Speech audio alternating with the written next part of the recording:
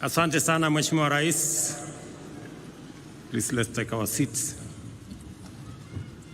Ladies and gentlemen, allow me another moment so that we can celebrate a distinguished Kenyan in our midst, a Kenyan American, the first one to win a state assembly seat in Minnesota, the United States of America. In our midst, we have Hulda. Mpigeni makofi jameni. Huyu Mkenya ameenda Marekani na akashinda kiti ya ubunge kule. Asanteni sana. Your Excellencies, distinguished guests, ladies and gentlemen, it is an immense pride that I join you in celebrating the 61st anniversary of our nation's birth. At this pivotal moment, we reflect on the values of our sovereignty and celebrate the enduring legacy of those whose patriotic efforts took down the bastions of imperialism. Their sacrifice set our republic on the path of liberty, unity, peace, enterprise, and democracy. Today, we affirm, by reflecting on what we have accomplished since raising the flag of our nation, that by staying true to our national identity, we have remained consistent through seasons of abundance and scarcity. We assert our essential collective character, defined by the values and principles that inspired our forefathers to struggle and sacrifice, persist and persevere, endeavor and endure until oppression gave way to freedom, exclusion gave way to unity, and marginalization gave way to equality. We remember that our nation was born from the painful sacrifice and tireless, often lonely, and grueling efforts of men and women driven by the conviction that their sweat, tears, and blood were a worthy price to pay for ushering millions of their brothers and sisters from the dark, cold nights of imperial brutality into the warm daylight of freedom. Before 1963, our people were compelled to work hard to enrich colonial settlers. After 1963, our people labored by choice to provide for their families and build our great nation.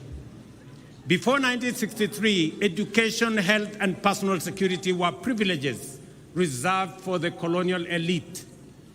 After 1963, they became the right of all citizens of our republic.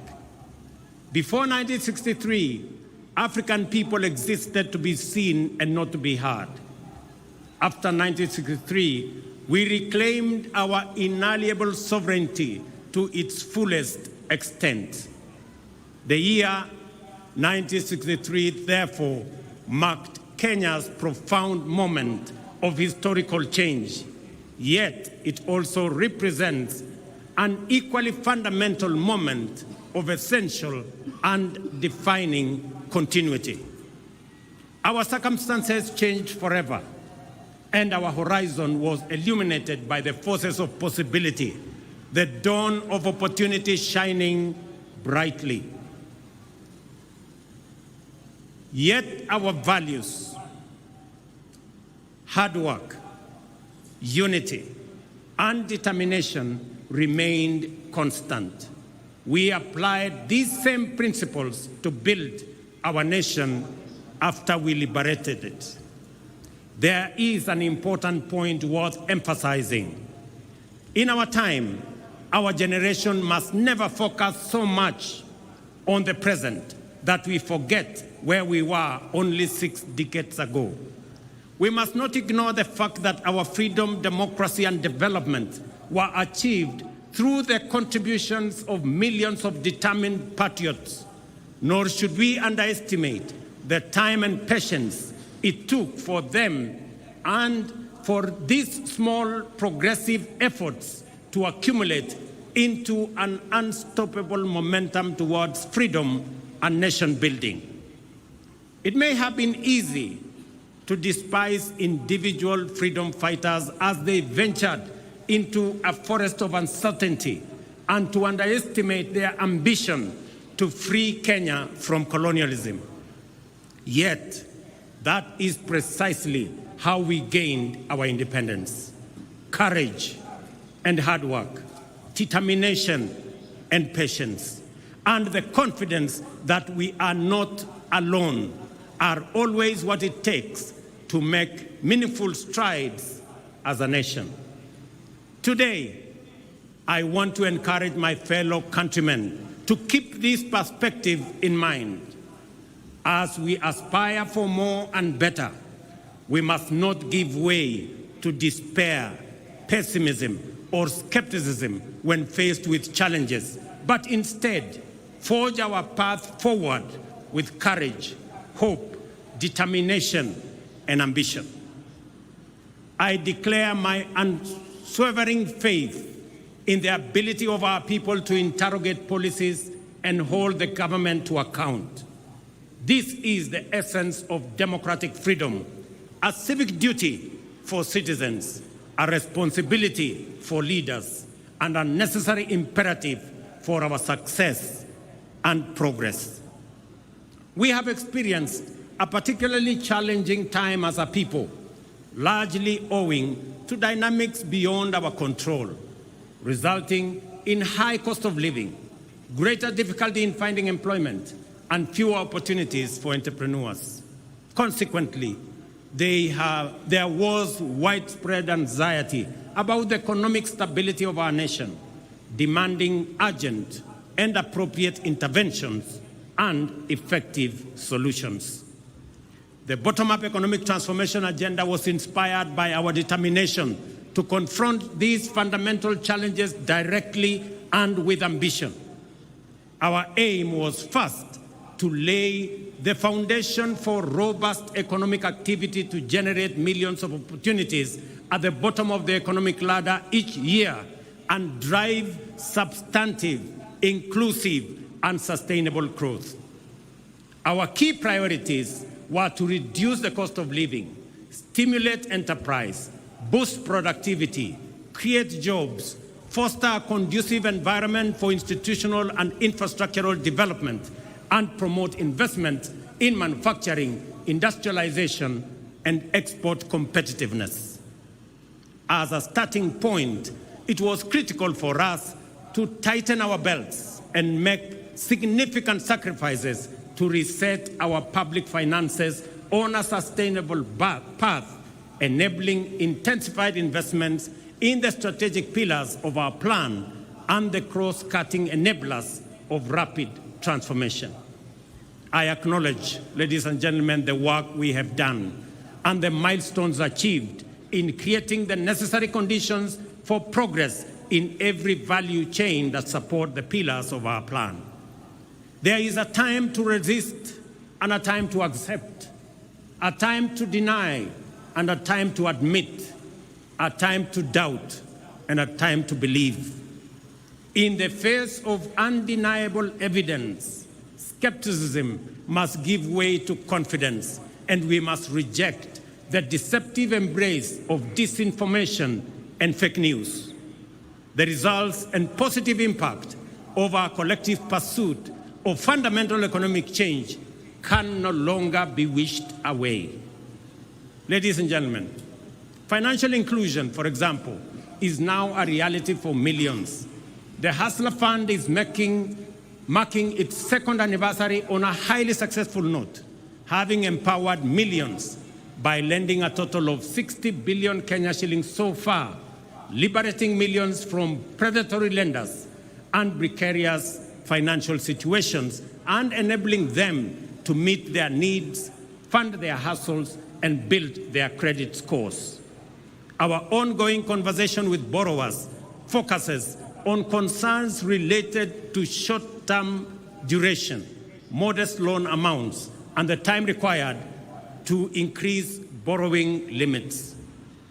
In response to this feedback, the fund has designed a new product, the Bridge Loan, to help Kenyans with good credit scores to transition from personal loans to enhanced facilities offering larger loan amounts with longer repayment periods. This will enable Kenyans pursue bigger opportunities and better investments. Ladies and gentlemen, not only have we registered successive historic gains against the shame of hunger for the last 3 seasons, we are also firmly on the path towards surplus production. This impressive rise in productivity has multiplied the incomes of farmers in maize, tea, sugar, coffee, and dairy value chains.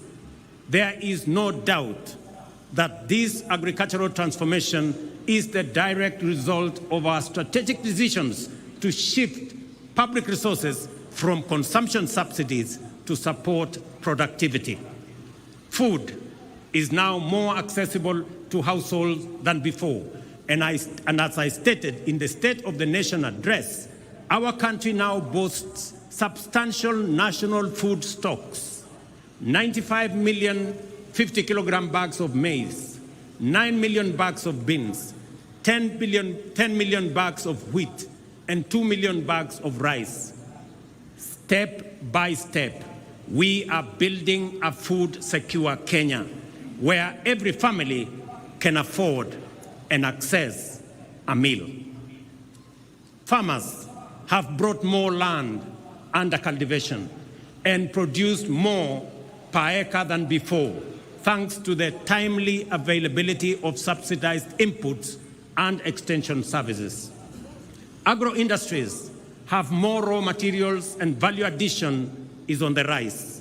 The agro-industrial sector is also creating more jobs each year as we gear up to compete in various export markets driven by the expanding intra-African trade, opportunities in the European Union market and United Kingdom markets, and our growing competitiveness in the global marketplace. Ladies and gentlemen, the bottom-up economic transformation agenda prioritizes digital transformation as a cornerstone of inclusive economic growth. This is why we are undertaking an ambitious expansion of our national digital infrastructure by deploying fiber optic network to connect over 74,000 public institutions and establish 25,000 public Wi-Fi hotspots, because digital transformation is a critical enabler in creating opportunities across all sectors. We intend to use this infrastructure to extend internet connectivity to 8.5 million homes and businesses and eliminate the digital divide, which undermines technological inclusivity in homes, schools, villages, and counties. I take this opportunity to affirm the significant progress already made and which is accelerating due to the digitization of government services. Through the e-Citizen portal, we have digitized 20,855 government services, streamlining public service delivery, enhancing transparency and efficiency, eliminating opportunities for corruption, and increasing visibility and mobilization of public revenues. The transformative power of this single initiative to improve citizen experience with public services and enhance the government's ability to manage public resources effectively highlights the immense value of digital transformation. Additionally, our digital transformation strategy is making significant contributions to skills development and job creation. For example, Ajira and Jitume Digital are advancing our vision to equip 20 million citizens with ICT skills, fostering entrepreneurship, and enhancing inclusive digital literacy. In other words, an additional 20 million Kenyans are being prepared for higher productivity in the digital economy. We have also adopted the integration of creative industry courses into technical and vocational colleges as a reliable mechanism to build a skilled workforce. These robust measures form the foundation of our strategy to promote the emergence of a fully fledged digital economy, leveraging Kenya's position as a regional hub for software development and digital exports.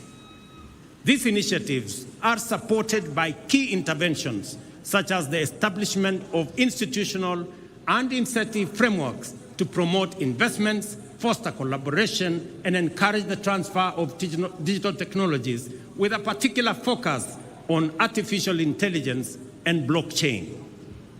Through these efforts, we are empowering local digital innovators and tech entrepreneurs to drive economic diversification and resilience. Ladies and gentlemen, the discourse around universal healthcare remains lively, with concerns being raised about eligibility for coverage, the capability of health facilities to deliver services, and the alignment of contributions by individuals with benefits. Under Taifa Care, our inclusive, universal, efficient, and transparent healthcare service model, we are implementing a transition on an unprecedented scale. We have successfully transitioned 5.6 million citizens from the National Health Insurance Fund and registered an additional 11 million Kenyans under the Social Health Insurance Fund. This means that in just 2 months, 11 million Kenyans who previously lacked access to healthcare services are now registered, with the registration process going full steam in every part of Kenya. I commend Kirinyaga, Nyeri, Bomet, Embu, and Lamu, the 5 leading counties so far in Taifa Care registration. At the same time, I encourage the people of Marsabit, Garissa, Mandera, West Pokot, and Turkana, who have the least registered members, to mobilize, register, and take advantage of the benefits of this transformation program. Taifa Care ensures healthcare access for all registered citizens without discrimination of whatever kind. The program has accurately determined the cost of healthcare services and products, ring-fenced resources for equipment and facility improvement, and leveraged digital technology to radically enhance the management, coordination, and delivery of healthcare, promoting efficiency, transparency, inclusivity, and sustainability. No public service delivery project of this scale and ambition has ever been undertaken in the history of our country. We are confident, however, that this will quickly surpass the 16.5 million citizens so far registered and provide all Kenyans with high-quality health care that is effective, efficient, affordable, and sustainable. Having said this, I wish to ask you this important question, each and every Kenyan. Have you registered? Nyinyi mmejisajili? Jiandikisha? Those who have registered often find that many of the issues, concerns, fears, and questions are fully addressed to their satisfaction in the registration process. I therefore encourage every Kenyan to register and enjoy the fundamental constitutional right to health care that is being rolled out. Ladies and gentlemen, after 2.25 years, the decent, durable, dignified, and affordable houses we promised Kenyans are finally here. Since September this year, 1,200 affordable housing units have been completed. Additionally, the State Department of Housing has advertised 4,888 units available for sale to the public through the Boma Yangu platform as we talk. Our goal to increase the number of mortgages from 30,000 to 1 million has now shifted gear. Our delivery pipeline for affordable housing now has a total of 124,000 units at various stages of development across Kenya, while a total of 840,000 units planned projects over the next 4 years are projected to create a minimum of 1 million jobs. Ladies and gentlemen, despite the multiple challenges and crises we have had to grapple with, we have succeeded in keeping our commitments, taking steady steps towards our aspirations, and moving our nation closer to its destiny. Work is underway across the country, and the opportunities are opening up for many citizens, especially our young people. Over the past 2 years, the number of employment opportunities has increased with new jobs for teachers, agricultural sector workers, healthcare professionals, building and construction, seafarers, and outside Kenya under our labor mobility program. The affordable housing strategic pillar of our bottom-up economic transformation agenda has so far created 200,000 jobs and thousands of indirect opportunities across the building and construction value chain. The universal healthcare coverage pillar has engaged 107,000 community health promoters alongside other healthcare professionals employed to support our vision of a functional national healthcare system.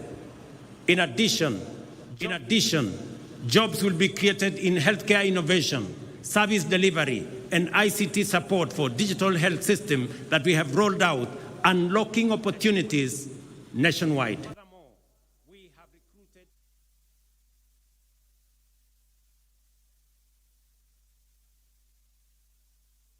and moved the national teacher-to-student ratio closer to the United Nations recommendation of 1 teacher for every 40 learners. This December, we are hiring an additional 20,000 teachers, while our rejuvenated micro, small, and medium enterprise sector has generated 840,000 jobs this year.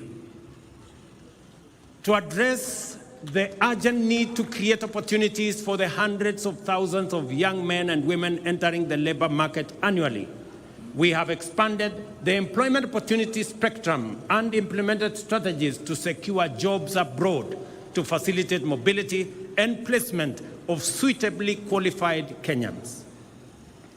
Since September 2022, more than 243,000 Kenyans have secured international job opportunities in healthcare, in agriculture, and construction sectors, among other sectors. In the last 2 months alone, 12,000 have secured jobs abroad. So far, we have completed bilateral labor frameworks with 7 countries, while agreements with 2 more countries are awaiting signature. Additionally, agreements with 13 other countries are at various stages of negotiations, and we project to connect up to 2 million Kenyans with jobs abroad once this exercise is completed. Our digital superhighway and creative economy program, which involves laying 100,000 kilometers of last-mile fiber optic infrastructure and establishing digital hubs nationwide, is designed to create digital jobs at the grassroots. To date, 690,000 citizens have been trained in digital skills through the Ajira and Jitume programs in various learning institutions, including TVETs and constituency innovation hubs, out of which 180,000 young people have already been linked to online job opportunities, well on track to creating 1 million jobs through this program. Our special economic zones and export processing areas are boosting investment, manufacturing, exports, creating jobs, and increasing national wealth. In the past 2 years, we have licensed over 80 companies within these zones, creating 14,000 jobs.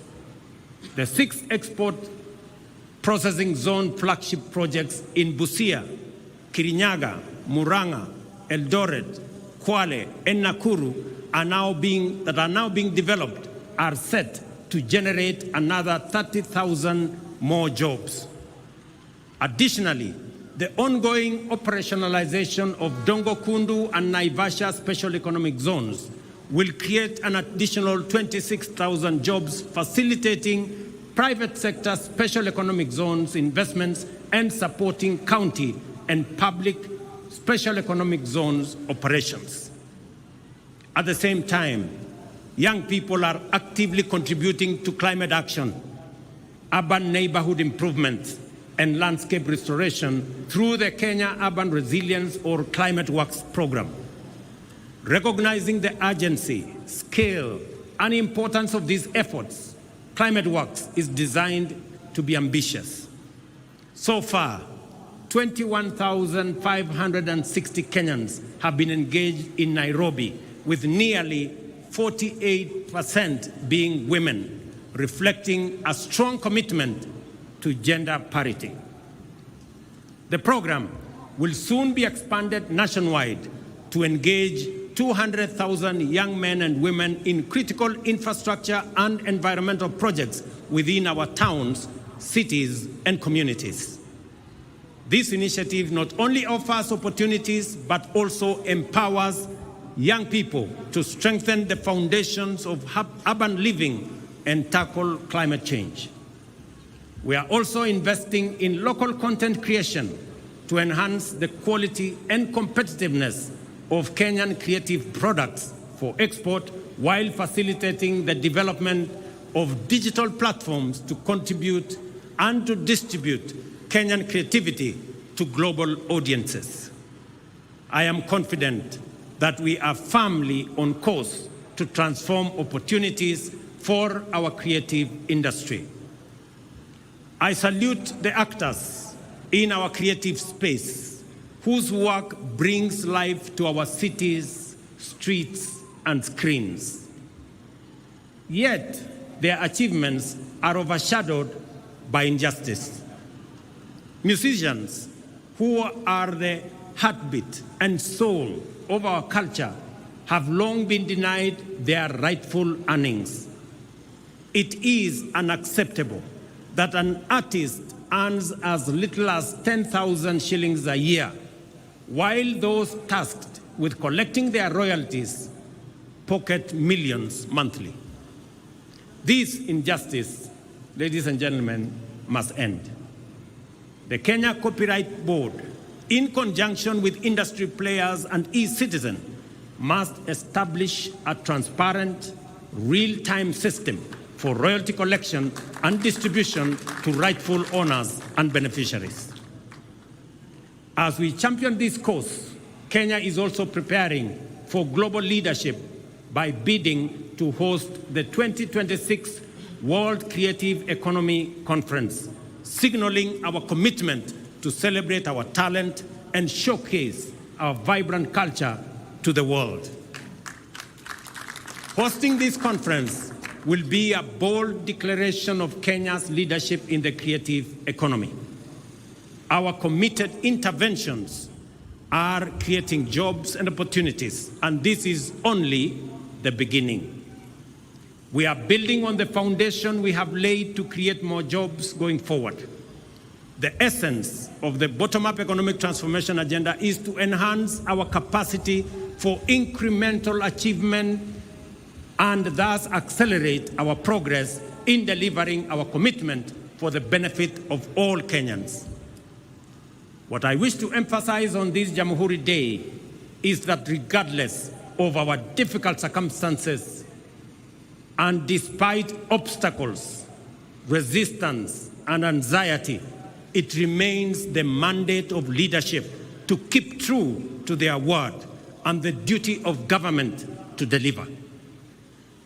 We have every intention to fulfill our commitments and are at the point where the first projects are successfully entering maturity. the deliberate and intentional effort to develop effective strategies for creating employment opportunities within our broader economic transformation agenda is bearing fruit. From the current numbers, it is clear that employment opportunities, whether domestic, international, or online, will increase significantly in the coming days. We are determined to build a labor market capable of absorbing as many job seekers as possible, cognizant of the output of our education and training institutions, which produce talented, skilled, and motivated young people. By doing the hard work and heavy lifting now, we are laying the foundation for citizens to seize opportunities in the coming future. As we do this, let us reflect on the lessons of history and rise above our political differences to deliver for Kenya. Those who came before us overcame far more turbulent divisions to score a historic victory whose everlasting legacy benefits us today and will endure for posterity. As they fought hard to reclaim our sovereignty, the enemies of our freedom deployed state-of-the-art technologies of the time, the radio and the aeroplane, to disseminate disinformation and propaganda. This was meant to discourage, trick, and deceive people that freedom fighters had been defeated and their leaders been captured and neutralized. Our heroes and heroines were not deterred and inspired by the righteousness of their cause and the transformational moment they were in, soldiered on courageously. On 12th December, therefore, every Kenyan witnessed their vindication as our majestic flag rose and collectively we reclaimed our proud Jamhuri. Jamhuri Day is also a moment for Kenyans to expose the fake news aimed at discrediting our ambition, sabotaging our hope, and seeking to dampen our resolve. I have no doubt that the National Economic Transformation Agenda will succeed and deliver for the people of Kenya. I have no problem with discourse, criticism, and alternative proposals. In fact, I welcome them and listen to feedback in order to learn, improve, and become better. At the same time, I see clearly that a lot of what passes for fact are actually falsehood, and that most opposition is based on inaccurate representations and sometimes outright disinformation.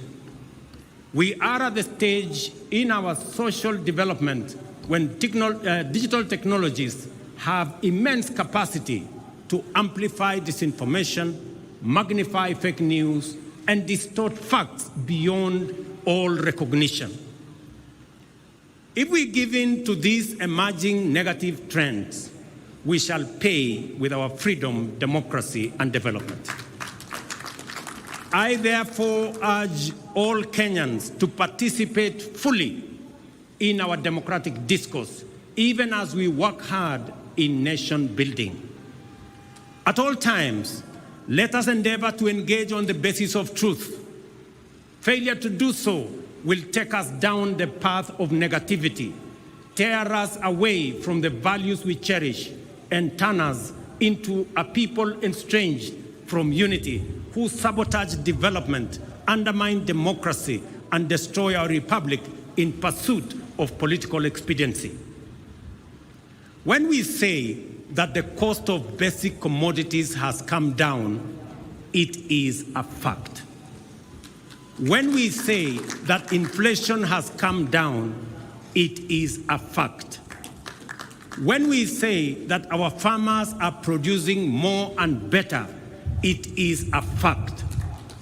When we say that Kenyans who have registered for Taifa Care are receiving better services than before, it is a fact.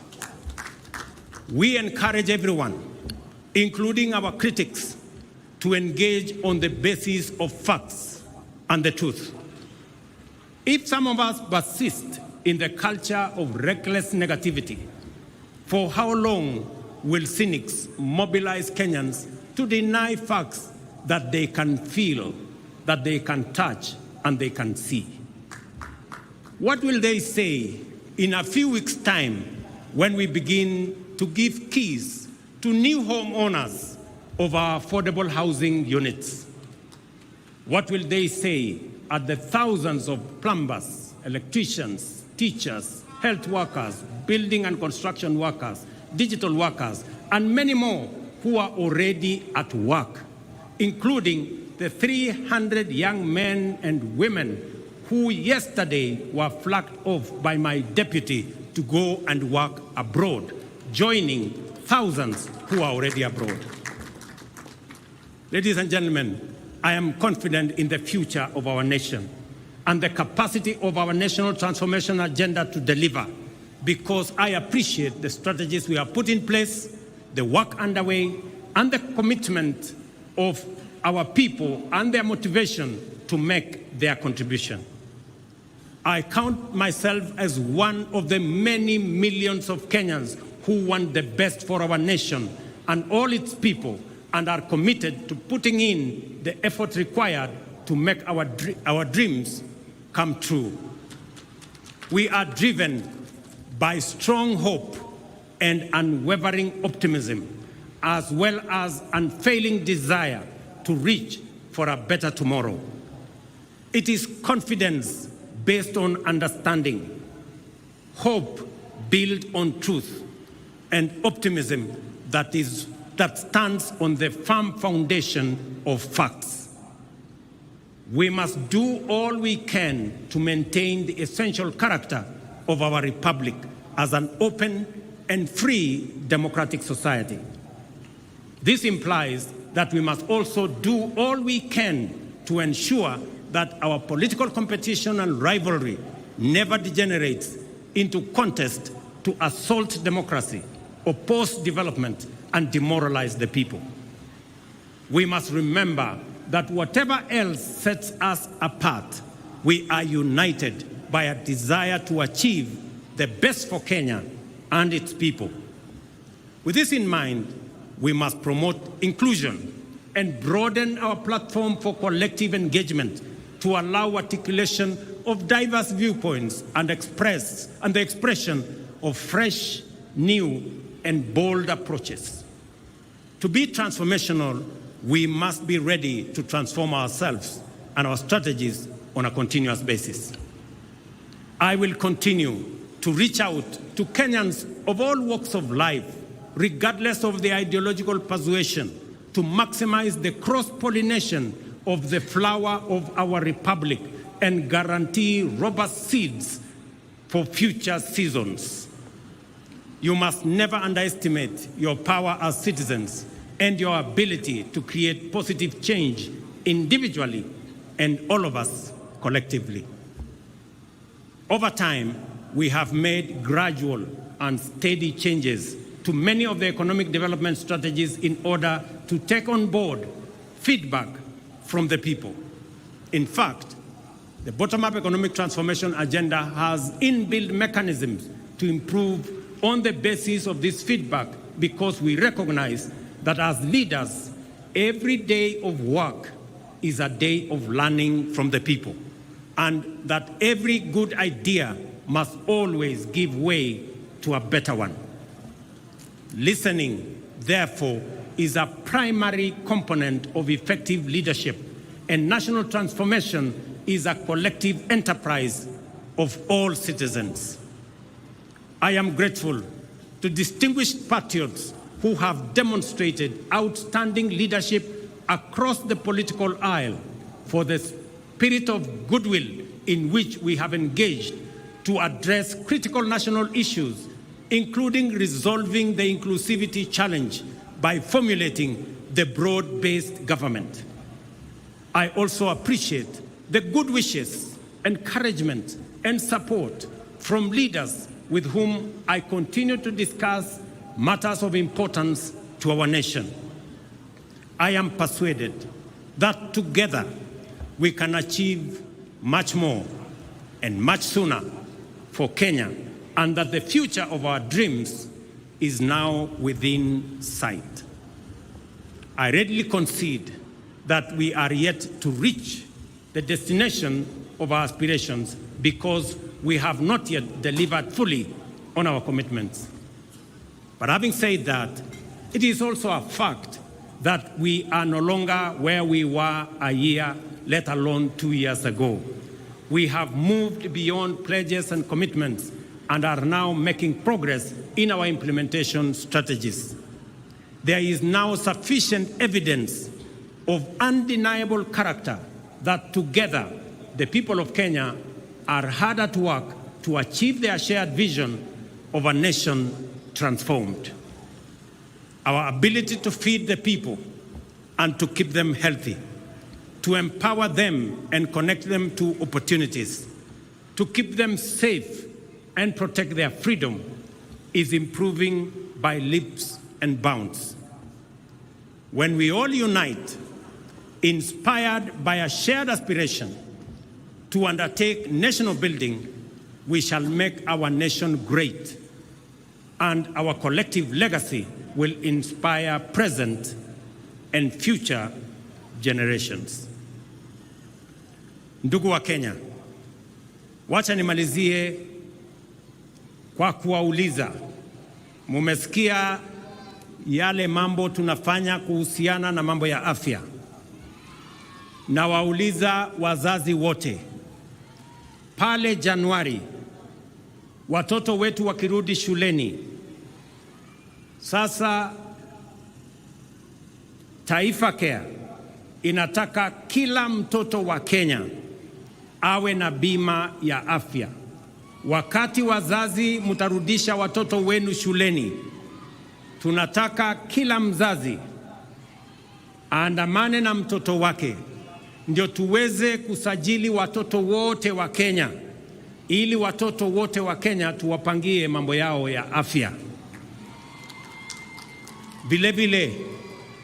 Vile nimesema, tutazidi na kujenga daraja ya umoja na ushirikiano kati ya Wakenya wote kutoka sehemu zote, dini zote, vyama zote. Tuungane ndio tuweze kushughulikia mahitaji na mipango na maendeleo ya taifa letu la Kenya. Ndugu wa Kenya, nawatakia Krismasi njema na mwaka wenye mafanikio makubwa sana wa 2025. God bless you all. God bless our great country Kenya. Asanteni sana. Asante sana Mheshimiwa Rais.